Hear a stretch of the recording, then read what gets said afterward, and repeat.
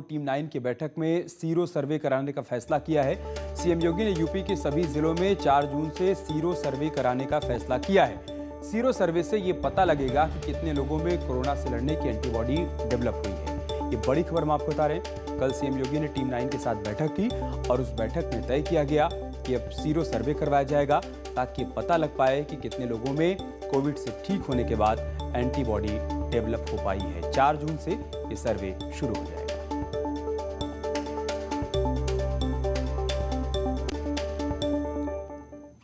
लखनऊ में बीजेपी के पदाधिकारियों ने मुख्यमंत्री योगी से सीएम आवास पर मुलाकात की।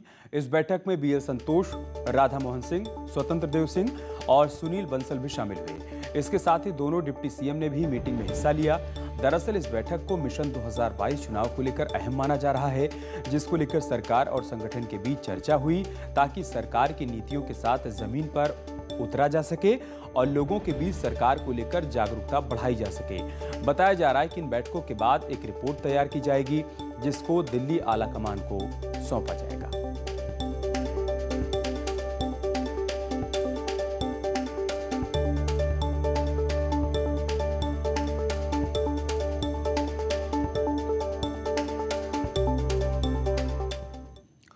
दरअसल मिशन 2022 को लेकर यूपी में बीजेपी का मंथन चल रहा है। सोमवार को लखनऊ में बीजेपी के राष्ट्रीय महासचिव बीएल संतोष और यूपी के प्रभारी राधा मोहन सिंह, संगठन के पदाधिकारियों और सरकार के मंत्रियों के साथ लगातार मंथन चला।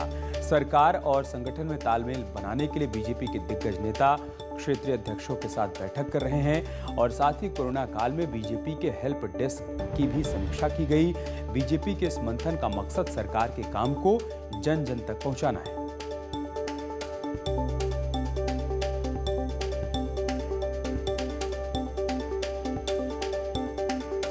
बैठकों का दौर लगातार चल रहा है। चिंतन मंथन 2022 को लेकर हो रहा है। कोशिश ये की जा रही है कि संगठन और सरकार के बीच में बेहतर तालमेल बनाकर जन जन तक सरकार के कामकाज को पहुंचाया जाए। जो भी इस कोविड या कोरोना के कारण हताहत हुए हैं, प्रभावित हुए हैं, उनके घरों पर जाना, उनसे मिलना और मिलने के साथ उनकी स्थिति को देखना और यथासंभव हम भारतीय जनता पार्टी के स्तर से समाज के सहयोग से हम क्या उनका सहयोग कर सकते हैं, दूसरा विशेष प्रकार से हम लोगों ने किया है। और लखनऊ से हमारे सहयोगी कुमारी रंजना हमारे साथ जुड़ चुकी हैं। कल दिन भर के महामंथन में क्या कुछ निकल कर आया है?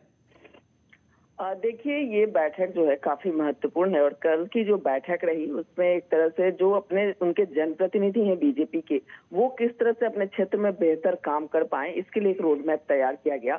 और दूसरी तरफ सरकार के मंत्रियों से सीएम के साथ भी अलग से बैठे, जिसमें दोनों डिप्टी सीएम थे, प्रदेश अध्यक्ष थे, महामंत्री संगठन थे। तो इस तरह से संगठन के लोगों से और सरकार के लोगों से सबसे मुलाकात हुई और जो लोगों की नाराजगी भी थी मंत्रियों की कोरोना काल में, जो शिकायतें आ रही थी, जैसे ब्रजेश पाठक जो मंत्री, उन्होंने भी कल मुलाकात की महामंत्री संगठन राष्ट्रीय से बीएल संतोष से। तो उन्होंने एक चिट्ठी भी लिखी थी सरकार को, जब कोरोना काल में लोगों को ऑक्सीजन और हॉस्पिटल में बेड नहीं मिल रहे थे। तो इस तरह से जो परेशानियां आई और क्या क्या रहा उस पूरे कोरोना काल में, इसको लेकर के एक मंथन कर रहे हैं बीएल संतोष की किस तरह से आखिर इस पे निजात पाया जाए, क्योंकि मिशन 2022 सामने है और अगर इस पे अगर निजात नहीं पाएंगे, इन सारी चीजों पे जो पिछड़ गई है बीजेपी, उस पे अगर उसको कोप अप नहीं करेगी तो बीजेपी के लिए मुश्किल होगी। तो ये पूरी कवायद जो है मिशन 2022 के लिए चल रही है और एक एक करके सभी मंत्रियों से फीडबैक लिया जा रहा है कि क्या क्या परेशानियां आई कोरोना काल में, किस तरह से क्या काम रहा और किस तरह से अब उससे आगे पार पाना होगा।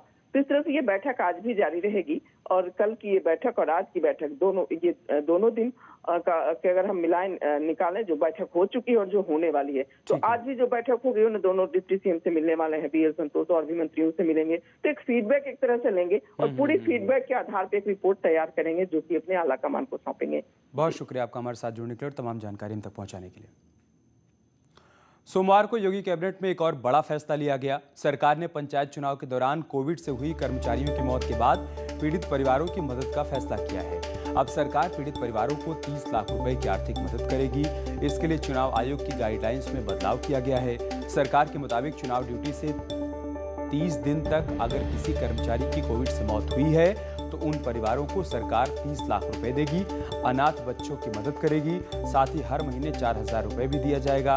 अनाथ लड़कियों की शादी के लिए 1,01,000 रुपए दिए जाएंगे और 18 साल तक के बच्चों को टैबलेट भी दिया जाएगा।